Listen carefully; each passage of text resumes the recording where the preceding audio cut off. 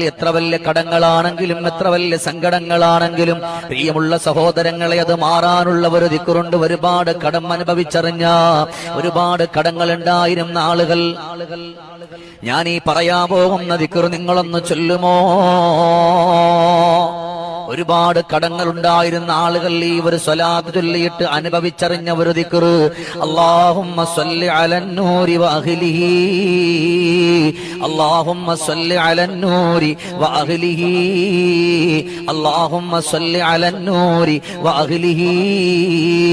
അത്ഭുതകരമായ ഈ ഒരു സ്വലാത്താണ് സ്വലാത്തുൽ ഫാത്തിമിയ.